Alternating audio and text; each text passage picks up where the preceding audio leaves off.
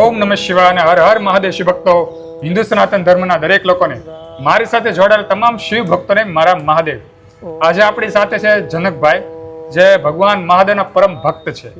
તે આજે થોડુંક મને એમ કહેવાય કે પૂછવા આવ્યા છે, કઈ રીતે ભગવાન મહાદેવની આરાધના કરવી. પવિત્ર શ્રાવણ મહિનો બેસી ગયો છે, તો કઈ રીતે ભગવાન મહાદેવને રીઝવવા, કઈ રીતે શિવલિંગનું પૂજન કરવું, કઈ રીતે મંત્રોચ્ચાર કરવા, તેના મનમાં શું પ્રશ્ન છે, આજે આપણે તેના વિશે વાત કરીએ. પૂછો જનકભાઈ. મારે પૂછવાનું એવું છે મહારાજ, જય ભોળાનાથ. જય ભોળાનાથ, જય ભોળાનાથ. કે આપણે શ્રાવણ મહિનો આવે છે તો આપણે કેવી રીતના મહાદેવની પૂજા કરવી, કેવું રીતની દાન કરવું, અને અહીંયા મંદિરે ન આવી શકે તો શું મનમાં જાપ કરવા. બરોબર છે. મારો પૂછવાનો છેલ્લો પ્રશ્ન એટલો જ છે કે વધીમાં આખા શ્રાવણ મહિના કાંઈ બી આપણે કરી શકીએ એમ. જનકભાઈ, જો ભગવાન મહાદેવ તો છે ને સહજ રૂપે પ્રસન્ન થનારા દેવતા છે. તમારો ખાલી ભાવ હોય ને સાચો, તો પણ ભગવાન મહાદેવ તમારી ઉપર રાજી થઈ જાય છે. પણ આજે હું તમને વાત કરું કે કઈ રીતે ભગવાન મહાદેવને પ્રસન્ન કરી શકાય, કઈ રીતે પૂજાથી પ્રસન્ન કરી શકાય, કઈ રીતે મંત્રોચ્ચારથી આપણે ભગવાન મહાદેવને પ્રસન્ન કરી શકાય.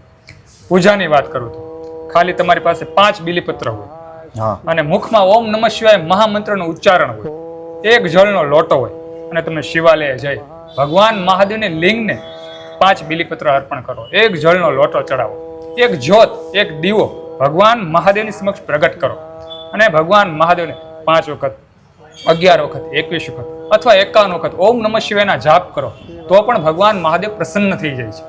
ભગવાન મહાદેવ દયાળુ દાતાર છે. આપણા સારા કર્મો હોય અને સાથે ભગવાન મહાદેવનું આરાધન હોય, તેની ભક્તિ હોય, તો ભગવાન 100% આપણી પર પ્રસન્ન થાય છે. અને જ્યારે ભગવાન મહાદેવ આપણી પર પ્રસન્ન થાય ને, ત્યારે આપણી દરેક મનોકામના દેવાધિદેવ મહાદેવ પૂર્ણ કરે છે.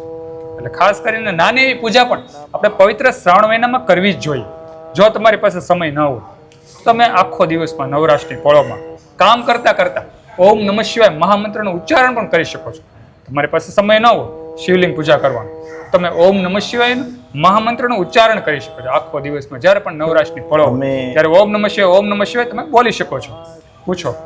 અમે કારખાને જ્યારે વધારાનો ટાઈમ હોય છે ને, તો આપણે નિર્દોષાનંદ આશ્રમની બુક છે તો અમે લઈ આવીએ છીએ. અમે છે, બીજા એક ભાઈ છે, કે વધારાના ટાઈમમાં છે ને અમે પોતે જાતે લખીએ છીએ, અને જે વર્ક કામ હોય આપણું કારખાના, તો એ કામ કરીએ છીએ, અને વધારાના ટાઈમમાં એ બી અમે કરીએ છીએ, જાપ લખીએ. હા, તે પણ સારું કહેવાય.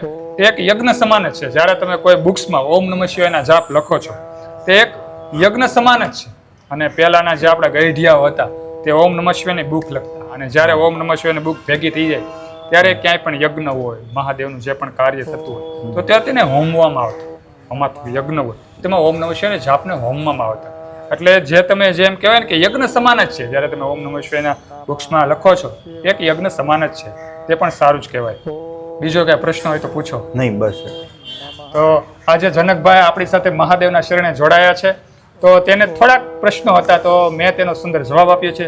સુંદર આ નાનું જ્ઞાન જો તમને ગમ્યું હોય તો વિડીયોમાં લાઈક આપજો, કમેન્ટમાં હર હર મહાદેવ ઓમ નમઃ શિવાય લખજો, અને આ વિડીયો બીજા આપણા હિન્દુ સનાતન ધર્મના લોકોને શેર કરી દેજો.